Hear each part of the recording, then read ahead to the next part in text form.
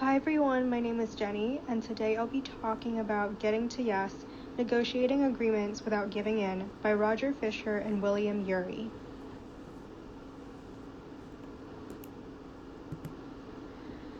Getting to Yes is about principled negotiations, focusing on effective communication and problem solving. In this book, the authors provide 4 principles to ensure effective negotiations. The first principle is separating people from the issues. The authors identified 3 people problems that can potentially arise during a negotiation that would cause conflict. The first is differences in perception, second is emotion, and third, communication.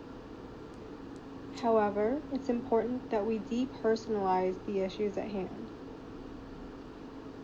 Emotions and interpersonal dynamics can often cloud judgment and hinder productive discussions. By addressing the problem itself and not attributing blame or personal attacks, parties can collaborate more effectively with one another.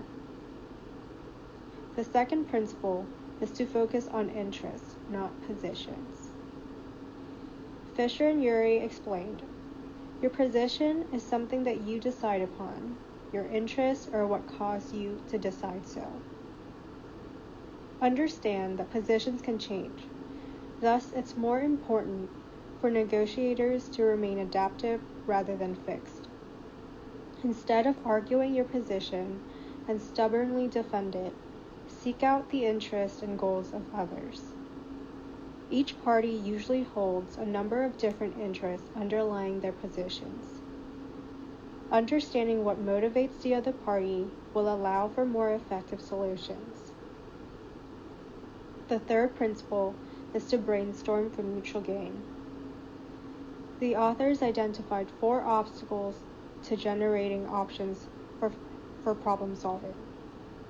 First, prematurely deciding on a single option without considering alternatives. Second, the parties are set on finding a single option. Third, the parties view the outcome as a pie where each side takes a share. Fourth, the parties defer decision-making to one another instead of working together. The authors highly encourages collaboration where both parties work together to generate options that are mutually beneficial, leading to a win-win situation. Furthermore, it's emphasized that collaboration gives both parties a stake in the decision, which fosters trust and commitment. And finally, the fourth principle is to use objective criteria. In negotiations, it's natural to be faced with conflicting interests. When people think of negotiations, they often think of a win-lose situation. However, rather than relying on subjective judgment or power plays, principled negotiation emphasizes collaboration and the use of objective criteria to evaluate potential agreements. This could include industry standards, data, or precedents, which will provide a fair basis for decision-making.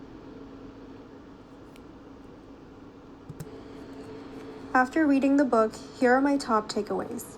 First, always have a BATNA, also known as the best alternative to the negotiated agreement. It's important to always have options and alternatives to strengthen your negotiating position. Second, preparation. Much of the book focused on the preparation process, and the authors indicated that it should make up 3/4 of your entire process. It's important to know exactly what you want before you enter a negotiation. Consider your target points and your resistant points.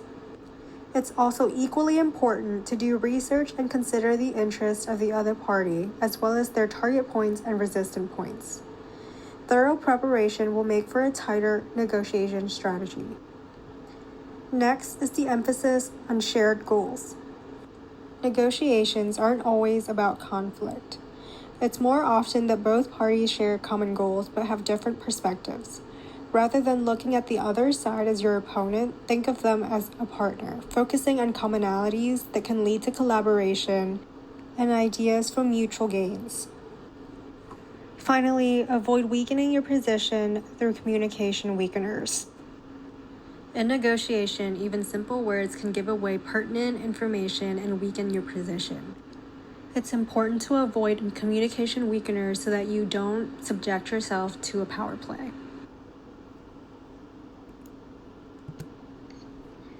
In connecting this book to our class, I recognize that negotiations is an extremely important skill in business and entrepreneurship, and especially so for women, given that reports have shown that women are less likely to negotiate for various reasons.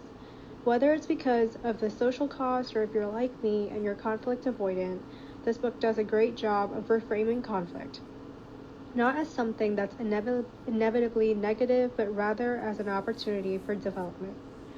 Furthermore, it's important to recognize that we are inherently negotiators. We negotiate in our everyday lives multiple times a day, so use those experiences to practice and hone in on your negotiation skills. The book also has a strong emphasis on effective communication and decision making, which I feel has been the basis for multiple topics throughout this course. Overall, I think this is a great book, and I hope that you're all able to take something away from it. Thank you so much for listening.